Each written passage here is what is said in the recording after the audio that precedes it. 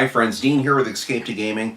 Today I'm going to do a fun and interesting video response to Dave Wade, LawnBoysPost1975. He did an interesting video I watched about a week ago, and it said, is the gaming community too crowded for new channels to make it?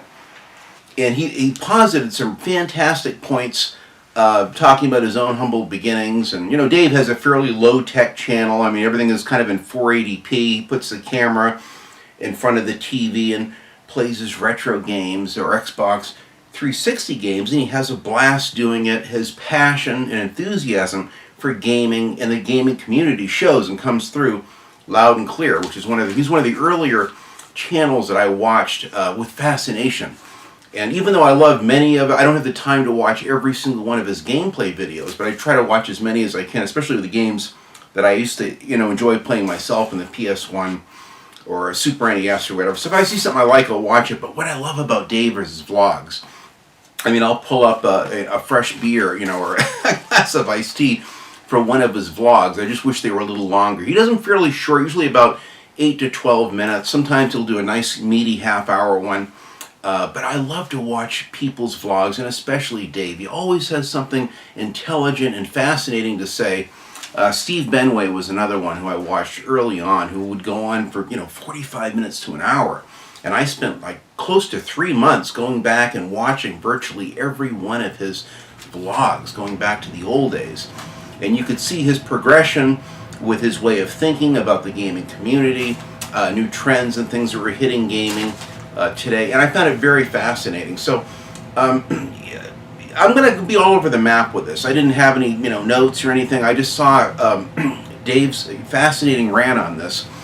And then Scott Bailey of Scott's Game Reviews did a wonderful VR to it, which I saw a few days ago, and I really enjoyed that. And he was talking about his own perspective on it as well. I'm going to have a link to all of these, to Dave's original video and the other VRs as well down below. And then this morning, with my coffee, I woke up. I'm kind of behind and watching all my friends' YouTube videos and waffles and rants and vlogs. But my good buddy Mark Verger over in Holland did a wonderful VR as well. Went into even more depth on it and talked about what he thinks has happened with YouTube and how he's seen it change and morph, and how it went from pretty much something that was more of a smaller knit gaming community, where people were in it because they love gaming, and people, I mean, if you had a couple thousand subs, that was considered a huge channel, where today everything is, hundreds of thousands, and you just get lost in a sea of whatever is popular. But it's interesting to see the perspectives, and I like what Mark had to say, and I'll have a link to his video below as well, which I enjoyed this morning. He said more today, it's almost like it's more of they become shows. And even my own thing, I've kind of emulated, like Mark at Classic Game Room. I wanted to have like an interesting show, almost like a TV show. So I created a little set here and all this. But what's interesting also this morning is I'm, with my coffee, I'm half asleep. I got up early and fed the cats, and I'm looking through Facebook. It has this little thing, 3 years ago, you did this or said this, or 4 years ago, whatever. And I saw a fascinating little thing. It said 3 years ago, I was commenting. So one of my, YouTube subscribers says, "Hey, Dean, put me on Facebook." He goes, "You got 100 subs now, by the way. Just thought I'd, let you know." And I shared that old 3-year-old post this morning. It was 3 years ago, I guess today, that I just hit 100 subscribers. And that was about a year after I started my channel. I started my channel in kind of the late summer, end of August, September of 2012. After I'm done with my video response, I'm going to actually segue into, because I thought this would be an interesting topic as well, as to why I started my channel. We all have our reasons and what we're looking for, but what was the impetus and the reason? And I'll even go through how I, did the whole deal. But Mark's thing was interesting. He said that, they've almost become like shows, entertainment, TV. Everything is, the top 10, this, that. E3 countdowns, and I mean, it's just the landscape of YouTube has changed considerably because of a lot of these new trends, and there's so many channels that are just jockeying to get attention, and it's overwhelming.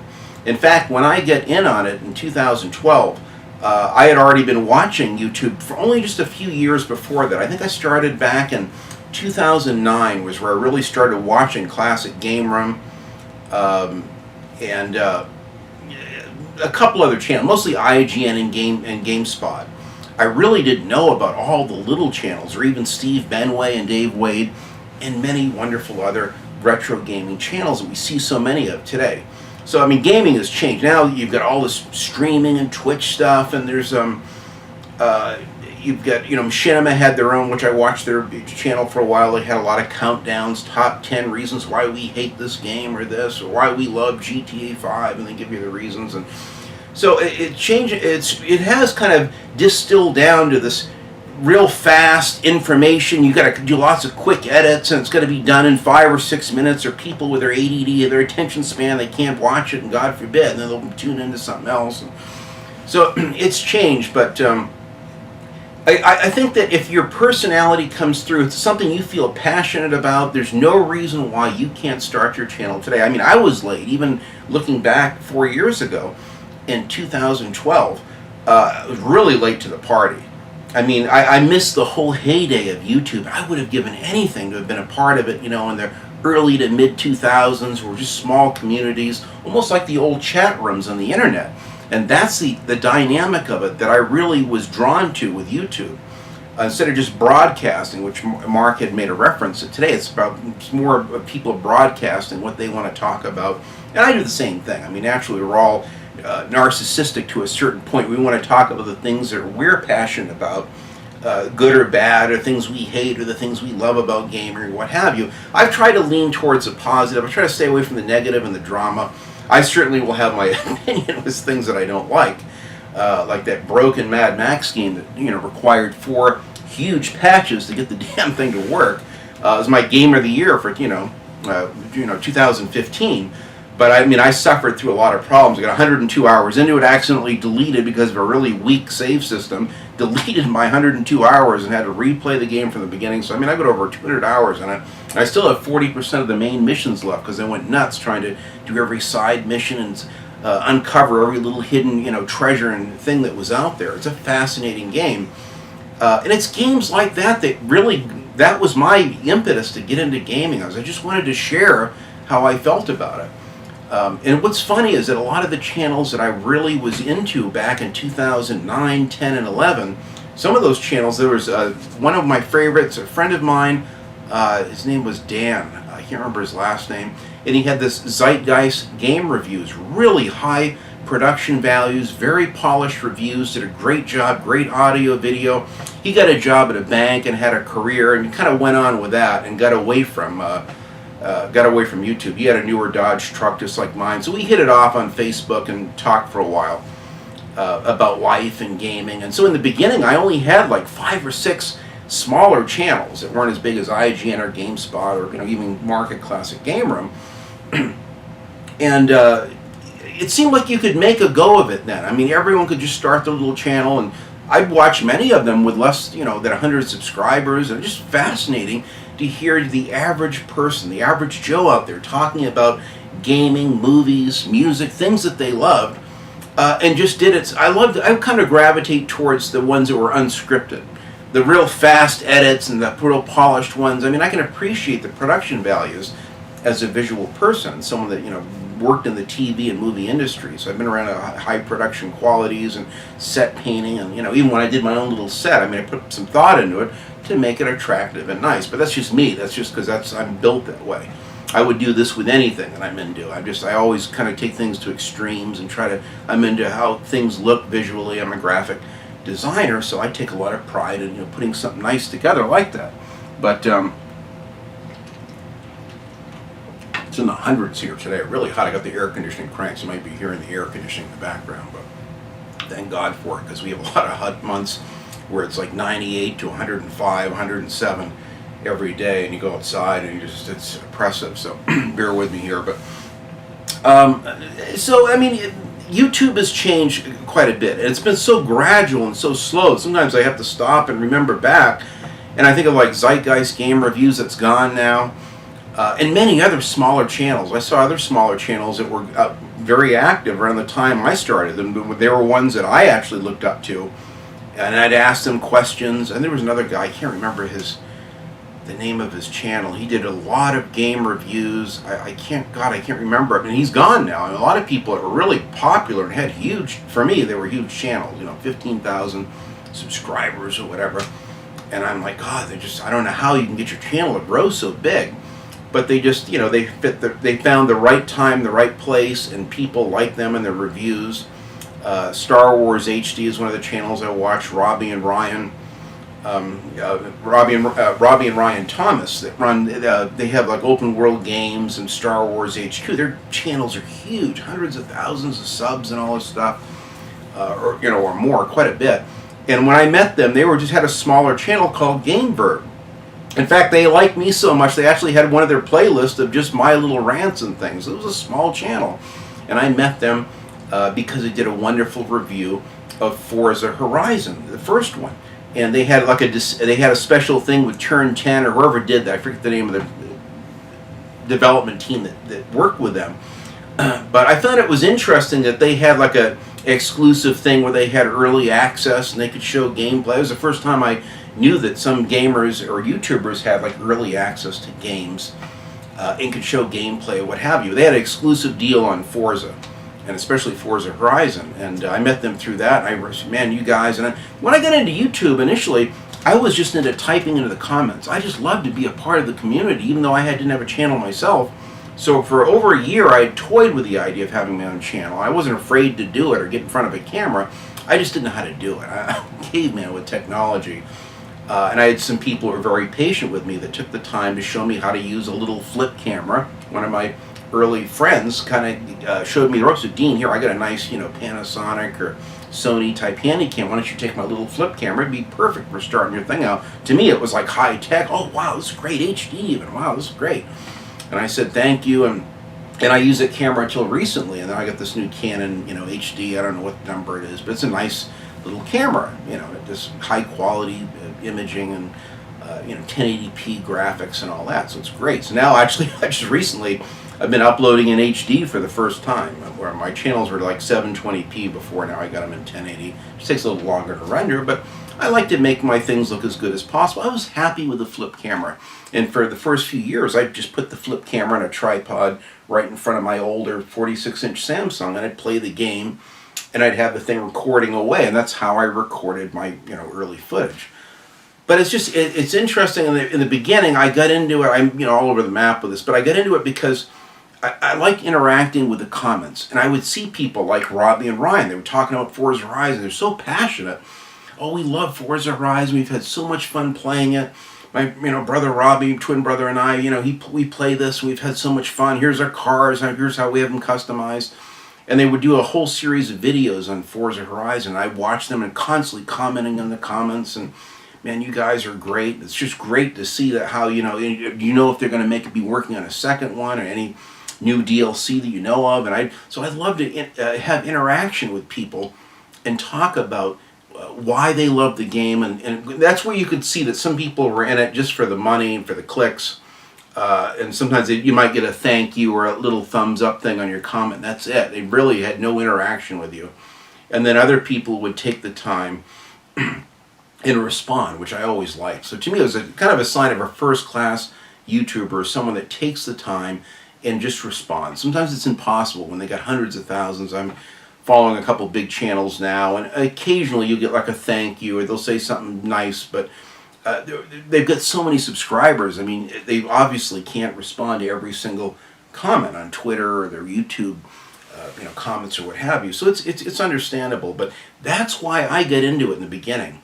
I had to have a YouTube name and everything to get in, just so I could make a comment and leave a thumbs up or whatever. So the Vinnie Corleone thing, just to kind of get into Corleone, where it came from, is I thought it was like a username. It was like a password to go into an account. I didn't even know. I didn't even bother to capitalize it. I just put Vinnie Corleone. I said, well, I should have a number in there too, so no one can hack it or whatever. And I put 62, which is the year I was born. So that's how the Vinnie Corleone came up with it. We had a young Bengal cat who's 7 years old now, obviously around 3 at the time. And I loved him, and I lost my other 2 cats around that time. And so he became very special to me. So I named my I thought it was a password. I just named it after him. And little did I know that that would become your, that's your official YouTube name. So I was very naive. I mean, I still am. There's a lot of aspects about YouTube and the internet that I know very little about, and I don't care to know. I know just enough to go in and make my videos and go into Sony Vegas and just do a few basic things, and I know how to upload them, and that's it. It just took me a while to learn this new camera, and Sony Vegas I'm still learning. It's just so huge. I'm like the tip of the iceberg. I know like a small portion of everything that you can do with that wonderful tool. It's a wonderful set of tools to make your own videos and edit them. But anyway, that's why I get in on it. Mark Bussler at Classic Game Room was one of the early people before I even thought of doing YouTube myself. I get in with him as a commenter. I just comment on his things, and I wanted to contribute things. He was looking for things to review. He started this new, Classic Game Room. What do you call it? CGR Garage. And he wanted to take like die-cast, metal cars and Hot Wheels and review them as well as video games. So at the time, I was into what's new. So I got, an Xbox 360. So we're buying Xbox 360 games. I'm like, well, the hell with all these PS1 games and PS2 games and stuff. So, and I'd given most of them away to my nephews. I was kind of into what was new. I wasn't into the retro collecting like I am now. So I made kind of a mistake giving away all those consoles and games over the years. But I know they went to good homes. The bottom line is I love to give to people, and it was nice to see my nephews and friends of mine enjoy those consoles, and that C64 and Super NES I gave away, and all the PlayStation 2 and 1 consoles and what have you. So that's what another thing that I love about the community is there's lots of very magnanimous people that are happy to help you if you got a question with how to do something on YouTube or about gaming, or hey bud, you know anything about this DLC that's coming? And I love the community. The community was really the biggest pull for me to get into it. And initially Mark was one of those really early YouTubers, kind of an experiment on YouTube, and they backed him or funded him or whatever. And he made a decent living. He did it in the late 90s, and he kind of took a hiatus from it and came back, I think, in mid-2000s or so. And I loved his videos, his quality of videos, his personal wit, and really down-to-earth demeanor was just a joy to me. It was one of like 5 channels that I watched. And Mark was a huge inspiration. So I had about maybe 20 games left that I hadn't given, and they were like my very favorite games. For whatever reason, I just wouldn't get rid of those. But I said, I want to donate those to Classic Game Room. I saw that people were just beginning to donate games. This guy, Mohammed, from, I think, the Middle East, I think Qatar, country over there, had donated quite a bit of games and consoles to Mark Bussler. So I said, well, obviously he's taking donations, and he would mention this guy as a donator. And I said, well, so I actually contacted him over in the Middle East and asked him, I said, how did you get in touch with Mark? And, oh, well, here, I'd be happy to help you. Yeah, I love donating things to Mark. He's such a great guy.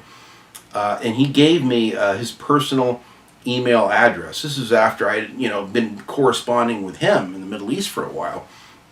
So I loved that. I was kind of reluctant to even, contact Mark. I thought, well, it might be creepy if he doesn't know how I got the email, then I'm to contact him. But I just did it. I just said, look, I love your show. I've been following you for over a year or so now. I just love your review you did of Wolfenstein.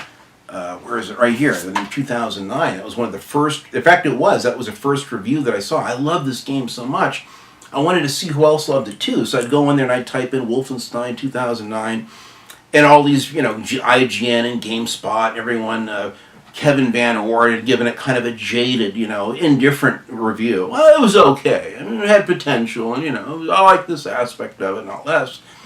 And I would be furious to see people that would just be overly jaded and critical and nitpicky with reviews. But Mark would just say, man, I love this Wolfenstein. This is the kind of stuff I love. And he shows him blowing stuff up and shooting stuff, and he would explain why he loved the game. Didn't give it a damn number score. He would just rave about the game. And I just said, well, to me, that's what YouTube is all about. And he would do it with very high production values and editing and his nice little musical intro. And I thought it was great. I really enjoyed his persona and his take on the game. So when I finally donated the thing, I got a response back from Mark.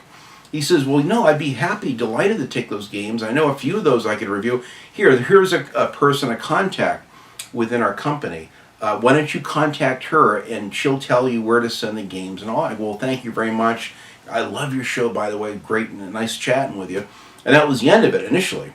So I went ahead and sent the games, and then she came back. Well, Mark is kind of busy. He's got a lot of reviews he's already kind of behind on and doing. Would it be okay if CGR Undertow reviewed these games? And I go, look, if it's part of Mark's deal, I'm all for it. Yeah, sure, go ahead. So they reviewed most of those games fairly quick, because they were hungry for games to review. So they reviewed all of my third-person shooter, Duke Nukem Time to Kill, and Duke Nukem Land of the Babes, and Total Meltdown. Even did an unboxing showing them talking about all the games that I had donated in Road Rash and Return Fire, and many wonderful, really early PS1 games. So I was delighted to see at least the things were reviewed. And then Mark told me I would stay in touch like once or twice a month. I'd send him a little email. He would sometimes it would take him a day or so, but he would always respond. Hey Dean, I really appreciate your giving those games for Classic Game Room and CGR Undertow to review. It's very nice of you. He said, if you have anything else to send, you just go ahead and you can send it to Julie and let us know. So I had all these die-cast cars. I started, donating die-cast cars. I had a little Mad Max, little figure statue collectible, which are worth a fortune now, with a little Mad Max dog that I sent to him, and Mark reviewed that. So I had like 34 of these little muscle machines, little, really high-end, kind of like Hot Wheels, but with a lot of detail. They're like $5-6 a piece.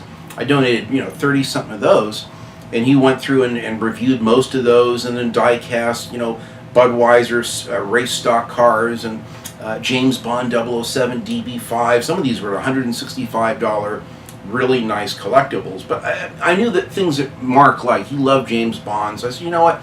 I said, Mark, this is for you. You can put it on your desk, take it home, put it on your fireplace mantle, whatever you want to do.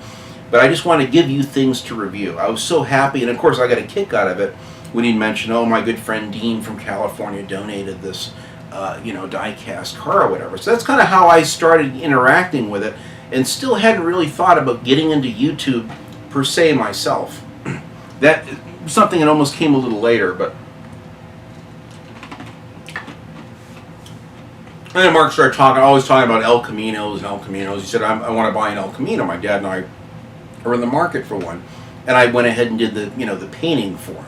At the time, I was doing a lot of my car paintings in between while I was getting my painting business off the ground. So when I had downtime, I'd crank out these paintings.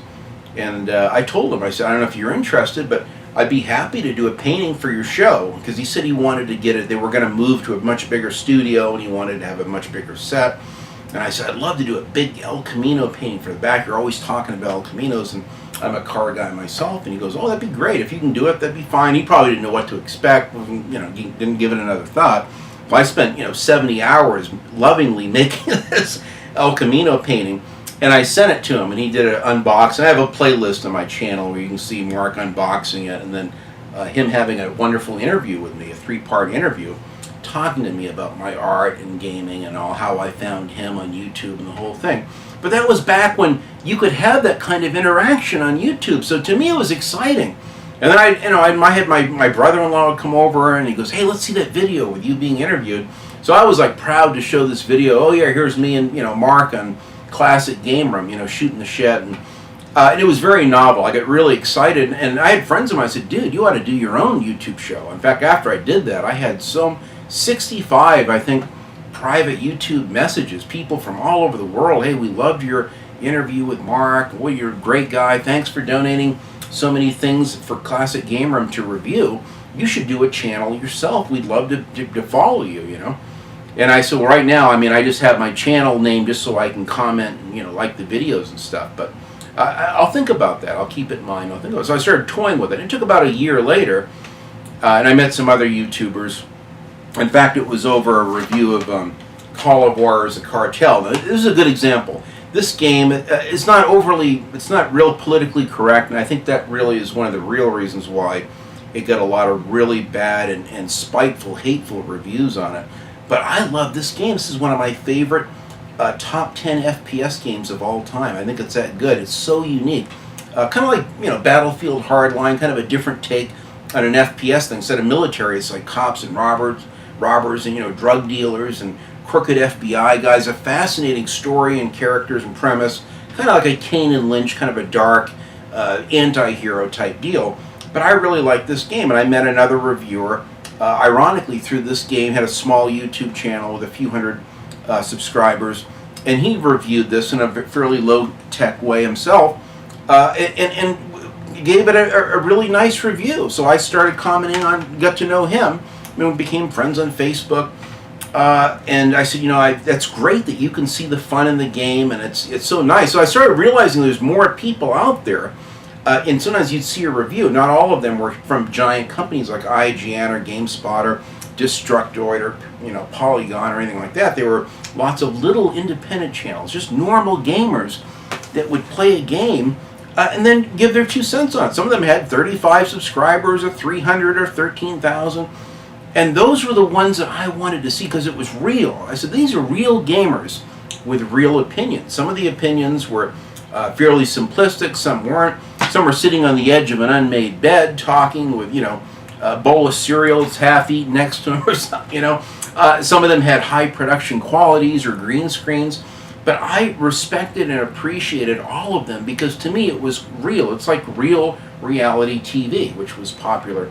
It had become popular around the same time, late 2009, 10. I was watching American Hot Rod with Boyd Connington and these reality shows. I liked only a couple of them. But that's what I found fascinating about YouTube, and it was a small knit community. It seemed like it at the time. In reality, there's just endless, channels. I mean, even now, I still can't even grasp just how big YouTube is. If it's something that you want to do, don't be intimidated by it. Do it because you have something to say. I had a friend of mine who's a gamer, a good friend of mine, Brad, Michigan. He loves gaming too, and we've become friends on Facebook and Twitter and stuff. And he said, I'd love to do these vlogs. I love your vlogs, Dean, and I'd love to do them myself. I said, do them. Don't worry about how you'll be heard or seen. If it feels good, do it. Do what you want to do, and do it for those reasons because you have something to say. And I said, if you put them on there, I'll watch them and I'll listen to them. I can't always watch every single video from everyone. I try to. That's a problem. I try to be all things to all people. And sometimes you spread yourself too thin. So I've learned to just be selective. I pretty much just watch vlogs, waffles, and rants now. And I kind of stay away from all of the major. There's so many game review channels now. And you just tons of gameplay, let's plays and stuff.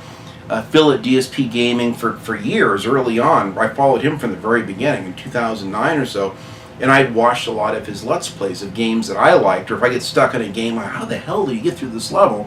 And I watched Phil do it. Sometimes he'd fumble through it, swearing like a sailor and ranting and carrying on, but it was fun. So, I like the reviews. I certainly like some Let's Plays. I watched this Dead Island co-op Let's Play, like 175 parts. It took me forever to get through it. I could have played the game in the same amount of time. But on rare occasions, if it's a game I really am interested in, even if I don't play it myself, I will watch a Let's Play. I had a lot of downtime when I had, my surgery, and I watched his entire, Let's Play of Fallout 4 because I had the game as a gift, but I wasn't well enough to sit up and play it. So I said, I'll just watch someone else play it. And I got so hungry to play the game and inspired by watching Phil's Let's Play that I dove into it myself. So. YouTube is it's many things for many people. I watch a lot of car videos and guys fixing up their hot rods or doing burnouts. I mean, it's a strange thing. My daughter watches YouTube for the music videos and for other things. And my nephew likes a lot of people setting things on fire and blowing things up and doing crazy things. And, everyone has their favorite dynamics and aspects of YouTube. But for me, it was primarily a gaming thing. It was about gaming. It was about talking about games you love, talking about why you love them, talking about the details and the minutia about what makes these games so fun and so great. To me, that's what YouTube is about. In fact, this is a good example. I mean, this game got some fairly jaded, mediocre reviews. It got some good reviews too, But a lot of people, this is my favorite company, id Software, so I had followed them for years. Long before there was a Borderlands, this was in development. This was like a real Road Warrior concept, and I said, man, I can't wait for this game. So for years, I'm watching on the internet screenshots and slow development of this new id Tech 5 game engine and what they're working on the Game Rage. So I was so excited. And this came out, and then I saw all of these lackluster and jaded reviews, and I said, sick to my stomach, and I just said, are they incapable of seeing the fun in the game? What's wrong with these guys? Why be so nitpicky? There's hundreds of individual death animations, and each tribe or mutant that would come at you different ways with different animations, and if you shoot them in the shoulder, they grab their shoulder and come running at you or whatever. To me, it was fascinating, and I just couldn't see how people go, oh, this game sucks and plays horrible on the PC. You know, I could see the technical issues. It did play badly on the PS3 and on the PC, but the Xbox 360 version ran very stable. Little screen tearing, but a great game overall. And I had a wonderful experience playing this and all the DLC for it and the sewer missions and everything. And it had a unique multiplayer deal with a kind of like Twisted Metal Cars, which is kind of odd, as well as an unusual co-op FPS mode online, which I never played. But this was a great game, and it was games like this, games like Call of Juarez: The Cartel, games like this, which I discovered, Angry Joe early on, just right before he reviewed this. And he's like, oh, I'm the biggest Duke Nukem fan, and all this stuff, prefacing it. Yeah, sure you are, Joe. And then he takes this thing and urinates on it in the toilet and just pissed all over this game. And I'm like, what's wrong with these people? Are they incapable of seeing the fun in this game? This is an old school FPS game. It was in development hell for fucking 12 years or whatever it was. It's a miracle that we have it. Thank God we have it. I'm an enormous Duke Nukem fan. I love Duke Nukem 3D and Manhattan Project, and Time to Kill and Total Meltdown. The PlayStation port of it. I mean, every Duke Nukem thing there is, I'm a huge fan of. I've got little statues of them here. I've got a wonderful hardbound art book showing all of the wonderful conceptual artwork behind this game. There's a lot of people that work their ass off in this game, and I think the graphics look good and the game is fun, and the DLC, The Doctor That Cloned Me, is as fun as hell, and I would get infuriated. I felt like I had no voice, and I'd see Angry Joe pissing on the game literally, and everyone else bagging on it, and I'm like, what the fuck is wrong with these people? Why can't they see the fun in the game? Why can't they be more like Mark Bussler, who could see the fun in the game? And then I think one of the turning points was the 007 Legends. I had recently played and absolutely loved the reboot of the old, N64 version, the GoldenEye Reloaded or whatever. And then it was on the Wii. I think it was GoldenEye Reloaded or whatever the hell it was. And then they made a new Xbox, version of it, GoldenEye Reloaded, with all new graphics and a new game engine and the whole deal. My only complaint with that is it didn't have any blood when you shoot people or whatever. But other than that, it was a very polished game, very fun.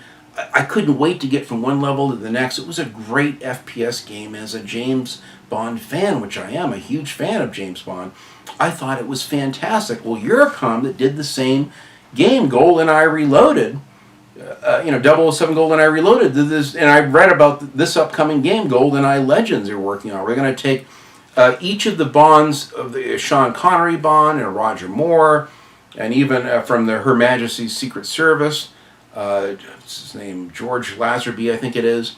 We're going to have a Timothy Dalton. So they took one from each of the Bond eras, each actor's Bond, but they're going to have Daniel Craig, since they can only really have the likeness in the voice of one actor. And we'll do all of these famous epic Bond stories, but with one Bond, and it's kind of more contemporized. He's got a smartphone, which is his way to communicate and everything. But they took the authentic music from each of those Bond eras and periods and stories. Goldfinger. I can't remember all of the names of the Bond stories are in this, and Moonraker and different ones. And they had an upcoming new James Bond movie that was coming out, and they were saving, after that movie was released, the DLC you already had. You could, download the DLC for free. the latest Bond things. In fact, it was Skyfall. In fact, that's the only mission I haven't played in this. But this game received horrible, horrible reviews. I was shocked. The game, to me, is more polished, more vibrant, is better than GoldenEye Reloaded, made by the same company. You'd almost swear it's an expansion of GoldenEye Reloaded. Now they have blood in the game. When you shoot people, you actually see blood.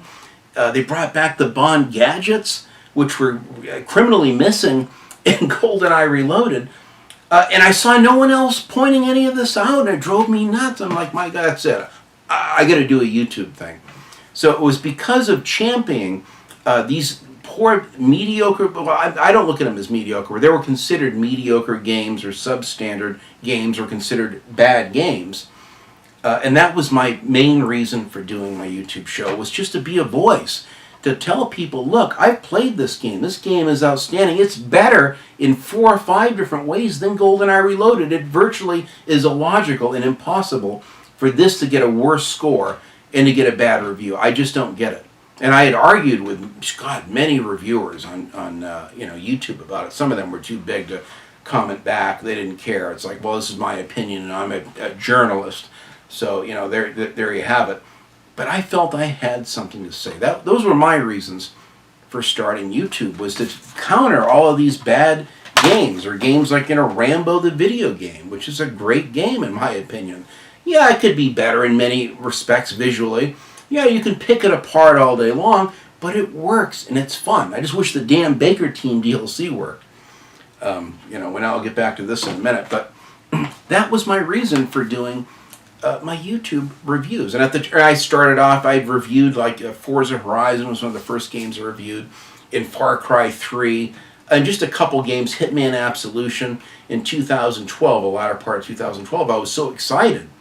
And I think I did a review of this GoldenEye, or this 007 Legends as well. So I would take games that I championed, that I thought were great games and deserved a fair chance. Aliens Colonial Marines, another one that initially, the first 24 hours, it had smaller channels, loved the game, they were very excited about it. But then all of a sudden, the mainstream reviewers shit all over the game, and it became hip and fashionable to bag on the game. And then we saw Alien Colonial Marines. Today, if you bring it up, you'll just get nothing but hate and thumbs down. But I defended the game. I said the game is functional, it's fine. I don't care about what the early, screenshots look like, or it had better atmosphere. The bottom line is they brightened the game up. It plays fine. It did have some issues initially. Once they patched it, the game plays great. And the DLC is even better than the main game. I don't understand the hate. So, those were my reasons for doing it, was to champion, defend what I thought were good games that were getting shit on unnecessarily, as well as to be a part of the community. And that way you can do it. And the video, I love doing the video responses that I discovered, Dave Wade at LawnBoysPost1975, the wonderful Steve Benway over in the UK. And Steve Benway would do these beautiful, Friday talkies. You just sitting back in a chair, in a nice soft room with nice lighting and his shelves with all of his wonderful hardware around him, just talking about his experiences with gaming, and then he would be out in the countryside walking with a camera. And it was so inspiring. And I said, this is even better than classic Game Room, as good as that is. And that was my reason for interacting with Steve Benway and Dave Wade early on. And I'd comment, Steve, I love this video. I love your perspective on this aspect of gaming. I agree completely. I wish more people had that point of view. And I'd type to him, and Steve, with the huge channel with thousands of subs, would take the time to respond back. And then when I least expected it, Steve Benway did a wonderful shout out of my channel. In fact, I think my shout out that he did was the last one where he showed the actual screen, because of YouTube at that time they started changing all their copyright issues, and Steve became a little bit more cautious about how we would approach doing the shout outs. And that might have been one of the reasons why he didn't do as many as he used to. But I discovered many channels because of all of the wonderful Steve Benway's shout-outs. David Webster, other wonderful channels, fascinating points of view, and I discovered them thanks to Steve Benway and his channel. My good friend, Mikey at Mad Max 09, I discovered him through, Steve Benway. And now Mikey and I are friends. I donated my Xbox 360 Elite from 2009 to him, and we're great friends and communicate. I've met so many friends and people because of these YouTube channels. To me, they weren't in it for money or for views, or it's a way to make a living. The whole Patreon thing, it's changed the landscape of YouTube. Unfortunately, the whole YouTube copyright thing with the music. I had to get rid of my GTA 5 midnight pickup video, which was fantastic. It was a wonderful time capsule, going back and seeing the GTA 5 and the Xbox 360, me picking it up and talking to people in line, driving over to the midnight launch and talking about it because of 10 seconds of a popular song, a 70s classic rock song that happened to be on the radio in my wife's car at the time. So they took all the audio out of my video. I go, who the hell are these people that touch my video, man? So I just said, fuck it. I just deleted the video, which is unfortunate. It was a great video, but that's what YouTube has become. So now you got to be very careful what you put. Certain gameplay from especially Nintendo and certain companies, you'll get screwed if you put it up there. You'll get copyright flagged all day long with music or cutscenes and things. So I've had so many of my videos that have been flagged, and that's why I don't monetize and I don't look for any trouble. I just do a lot of these rants and vlogs because of it. Even though I got a wonderful HD PVR2 and I'm capable of doing gameplay videos, I just don't want the headache. It's just, I'd rather just talk in front of the camera about something that I care about, and that's what I'm doing today. But it's a shame because I see that many people still have that heartfelt passion. They want to get into YouTube because they're excited. They have something to say and they just want to express themselves. And to me, that's the beauty and the purity of YouTube, and why I think it still is a wonderful thing. Even though it's morphed and changed considerably from what it was, I still think it's a wonderful, viable way to communicate with others. I'm getting thirsty. It's hot out. Thank God for this air conditioning. But it's changed for me quite a bit. Lately, I haven't had the time to crank out as many videos as I like. I'm making them like every other week instead of 1 or 2 week like I'd like to. But it depends. Sometimes I won't force myself to do a video. Sometimes I have a whole page of rants and things to talk about, but I have to be inspired to talk about something. I don't want to just force myself to do it. And it's not come out like it's forced. This is like a special little 4-year anniversary of my show. I'm close to 700 subscribers. I would have had over that, and I think YouTube just wiped out 30 or 40 subscribers. They cleaned up their inactive accounts, or I don't know what the hell it is, but my number jumped down like everybody else's. But I don't do the sub specials anymore. Believe me, I'm thankful for the 700 or so people that for whatever reason like me enough to subscribe. That's great. But out of those, I only get 100 or so, or a couple hundred that consistently go through. Maybe 200 and something that go through and actually take the time to watch my videos consistently, a regular basis. So to me, that's my core audience. Really, it's the 250 people. Those are the people that I'm talking to. I'll talk to anyone that'll listen, anyone that wants to add their 2 cents. I will always respond.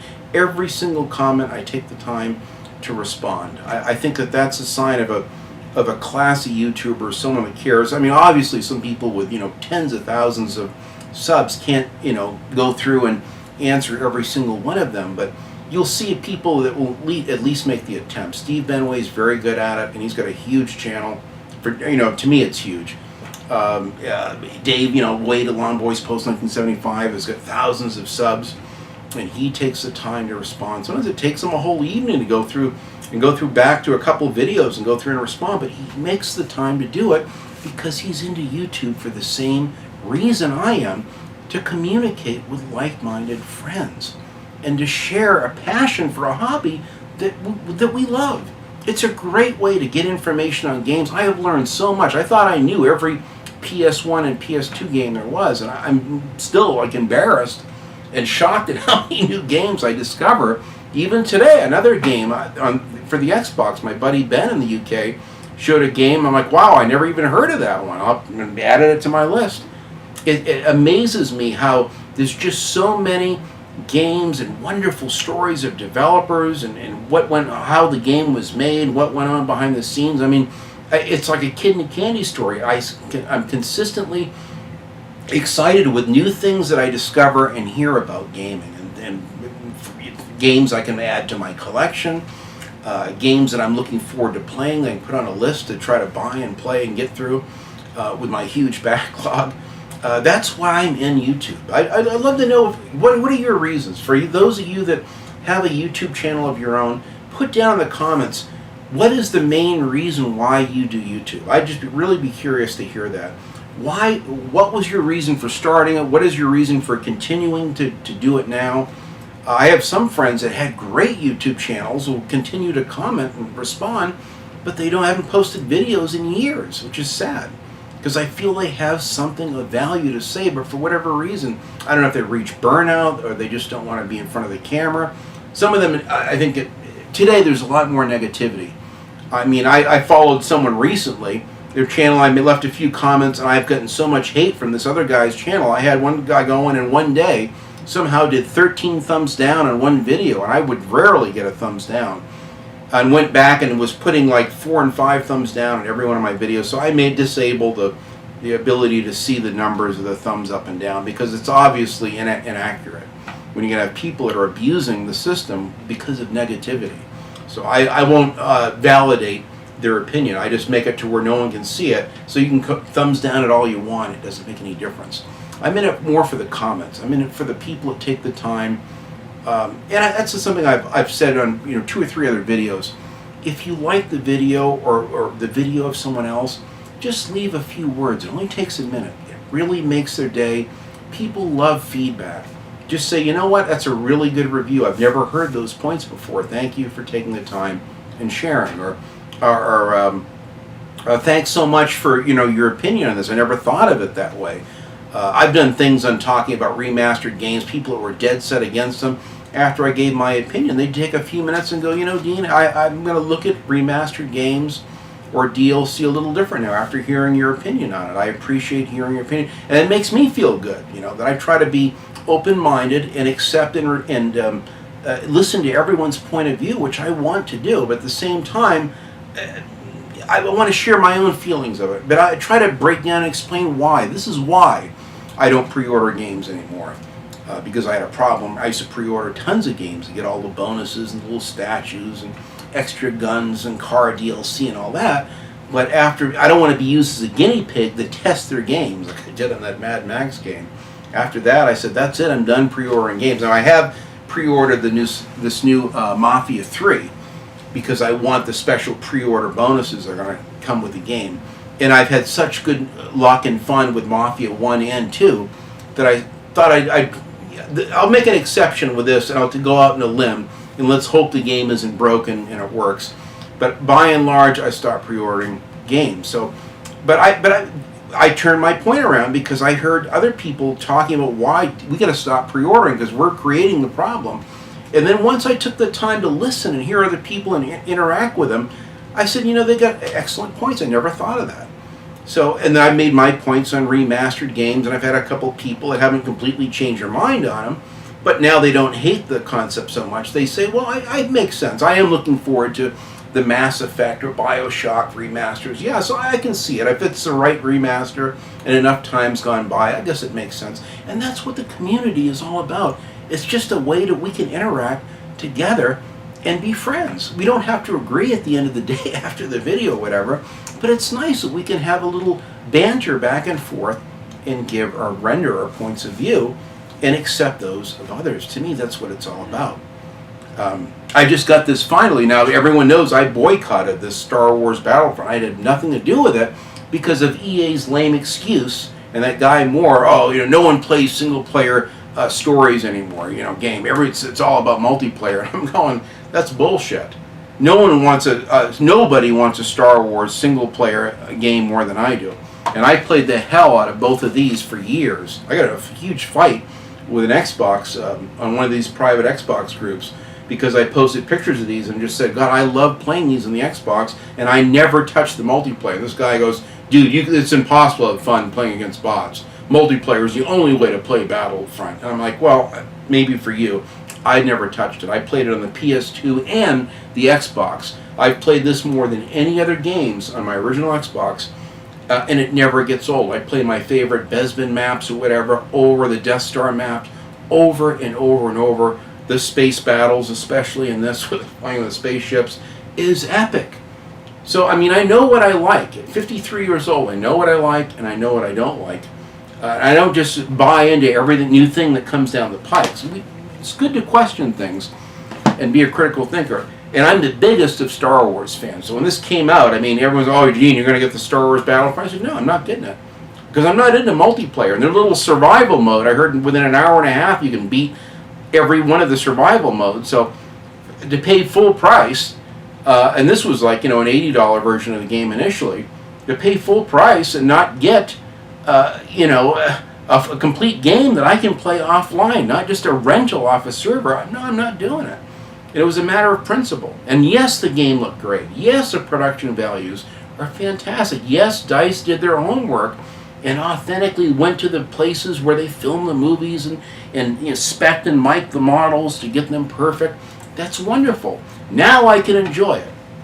I spent like 80 minutes installing the game last night and went in there and then right when I was ready to play it, my sister called and said, oh, we're coming by. We'd like to come by for the evening. So, well, there goes my evening of Battlefront. But I did play 15 minutes of one of the spaceship battles with the X-Wings over I think it was like Beggar's Canyon or whatever. And my God, on my TV with a JBL sound bar and on the high-quality visuals on this, the production values are off the hook. This is an outstanding game because as of last Wednesday, they made the skirmish modes and many of the multiplayer maps and modes playable offline.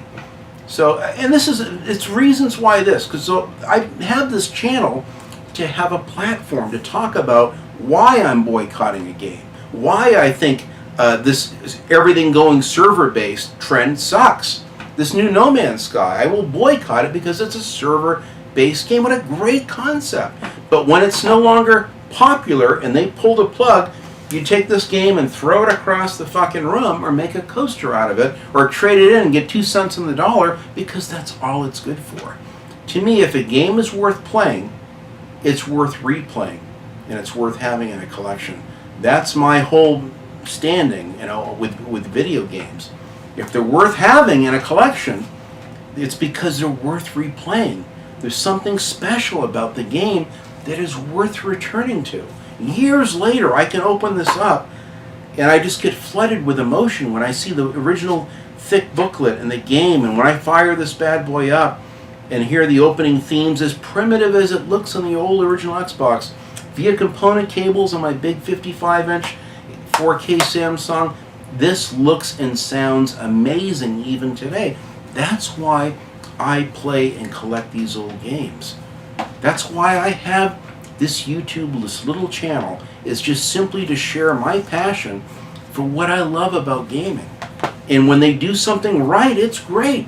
It's because of little channels like mine that pontificated about the single player element of this that's missing, and enough tweets and enough interaction with Facebook and everything else, they finally listened and the developers said, okay, give them their goddamn offline modes. And maybe they'll, for the next, I don't know if they'll have any DLC single player stories, but I'm hoping at least for the next Battlefront 2, they'll take the damn time, like they have with Titanfall 2, to add a single player element and story. God, it'd be so great. You can still have your multiplayer, but give me something. Because I'm going to pay $80 for the game just for the offline gameplay, and that's it. Just like I have with Battlefield 3, Battlefield 4, all of the Call of Duty games. I never touch the multiplayer except for local co-op, split screen on the couch, and that's it. Or versus mode, on the couch. I don't care about online multiplayer. I'm just not interested. I don't have, the gold thing or the PlayStation Plus so I can play online. I don't need to spend the money on it. I just play for the offline components. To me, that's what gaming's all about. Speaking of which, I want to do a shout out today. In fact, it was I was looking to download, and I'm still waiting for this Baker Team, Rambo Baker Team DLC for this. I did a kind of a humorous review of this, as well as my early impressions and trying to fumble through the game and get acclimated with it. early on, which you can go back and watch. But a good friend of mine, Chad, he's called a Gaming Dad. I'll have a link for his channel down below. He did a really funny and interesting video about his problems and frustration trying to get the Baker team to work. He went through and played the whole game in the hopes, well, maybe that'll help unlock it. Replayed the game, killed himself, and still didn't get the DLC. For some reason, it only works on the PC, the PlayStation 4 version, or PlayStation 3 version. For some reason, there's no option to go in there and to play the damn Baker team, which is just horrible. So Chad, if you've heard anything else on this, by all means, let me know. But he has a wonderful channel. That's another small channel that I just discovered. His got much better production values than even my little show does. He's an older gamer like myself, a family man, who after a hard day's work just wants to get home and play games and talk about them. And I love his channel. I'll leave a link below. I urge you to take the time and watch a few of his shows. If you like him, by all means subscribe to the guy. He's a great dude. I've just became friends recently on Facebook with him. And it's guys like him that remind me today of why I got into YouTube. And he deserves to be just as big as me or bigger, because he's got something to say, and you can see he clearly loves games, and he's in it for the right reason. Nothing against the Patreon. I know some people are trying to make a go of it. It's their life, and now because of the ad block, they can't make a go of YouTube, which is sad. I understand it. Even my good buddy Mark Bustler, Classic Gamer, I hate to say it, but he's even changed, or his show has changed considerably because of Patreon. It's like it's taken the quaintness out of it, and it's sad. I want to support him. I don't have the money to help Mark Bustler out, or to help Phil at DSP and many other people that I love to support.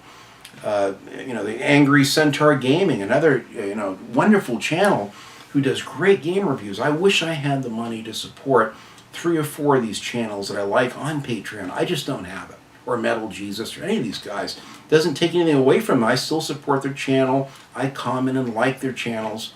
Their videos and what have you. But I can't support it that way. If you want to try to make a living off from YouTube, good luck to you. It's not easy. It's very, very tough. It's a tough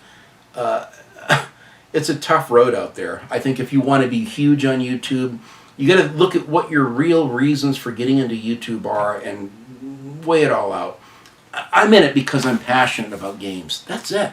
I just want to talk about the games that I like. I know that I enjoy long-winded vlogs and rants, and I have a few people that love mine, so that's why I'm taking the time to go in and pontificate in detail about this. I started my show almost 4 years ago, I'll have a few pictures here you can see.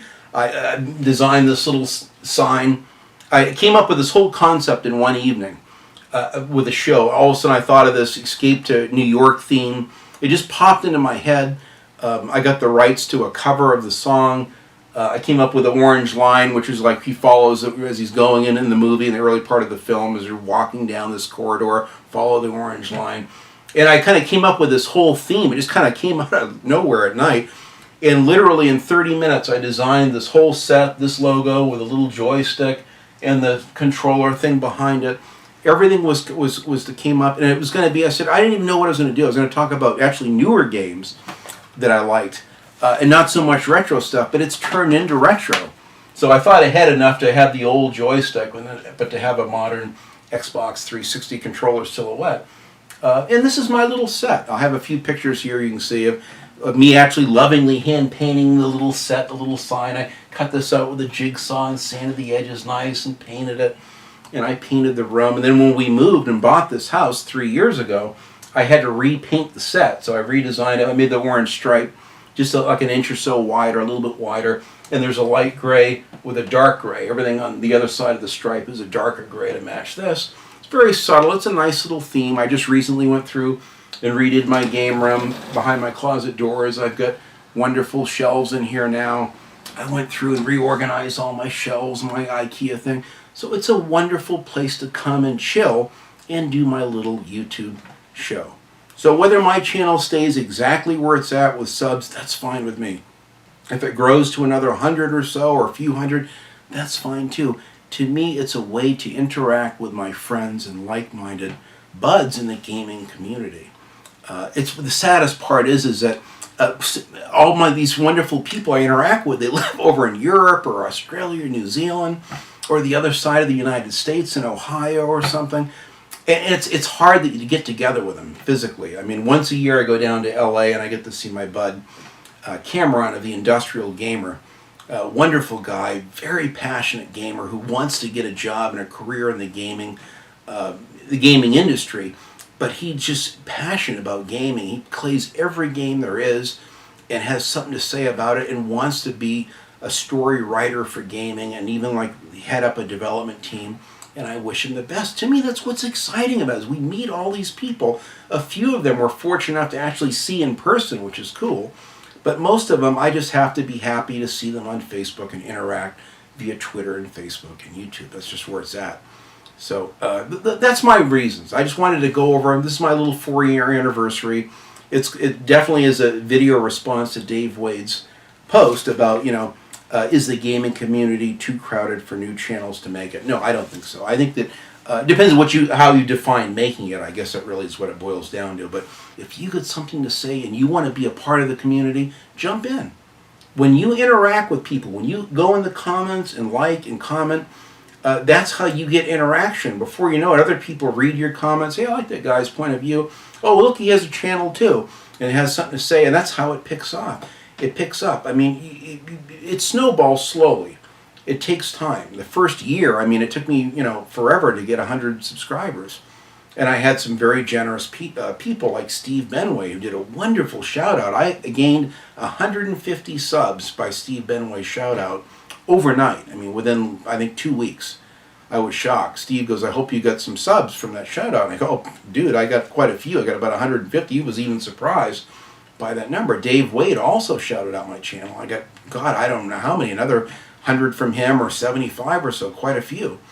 So, and I found out many of the people that would watch Steve Benway also like Dave Wade. And so you see other little icons and avatars and names, and then you follow them. Oh, look, they got a channel too. And it's just a wonderful thing that you can delve into and just investigate and just go see other channels. And quite often I'm on Twitter, and it shows my friend Adrian in the UK, he liked this video and that video. Oh, well, let's see what he liked. And because he hit the like thing, it shows what he liked on Facebook or on Twitter. Then I go and then I see that video. Hey, this guy's got great reviews. Wow.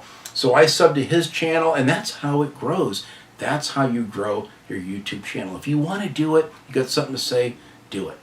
That's my best advice. So put in the comments again, what was your reason for starting YouTube? And I know not everyone that watches me has their own YouTube channel. Some of them just are signed up so they can comment, and that's fine. But even those people, leave your 2 cents. What are the reasons why you watch my channel? That was my other question. Is there any reason why? I know I'm all over the map at times and quite lengthy, but some people like that. Some people just, Dean, I can't watch long videos. I can only watch a few minutes. I understand and certainly validate that, but leave in the comments, why do you like watching my channel, per se, and then the reasons why you started your own. Why are you into YouTube? And what do you have to, do you feel you have something to say that you feel that you can add? Leave it in the comments. I'd love to hear your perspective on it. It's exciting to think that I've been 4 years in this, and I still am as passionate today as I was back in the early days. I feel that my voice has been heard now. It's great when a few other people listen and they go, hey, Dean, I took your advice and I bought that game and tried it out. It's not as bad as they said at all. I loved it. It was a great game. Not everyone likes it. Some people will try some of my games. Dean, I tried that game that you liked. I didn't like it as much as you do, but I can see your points. And, and it makes me feel good that someone took the time to listen. I don't tell people, oh, go out and buy this game. I just say, look, I liked it. Here are my reasons. You may like it if you share similar kind of perspective and reasons for me. With racing games or FPS games or retro games or what have you. So anyway, that's my long-winded little anniversary VR rant thing. It's good to be back on YouTube. I've been gone quite a bit with projects. I'm working full-time now. I've got a wonderful new job working for a very prestigious local painting company. It's going quite well.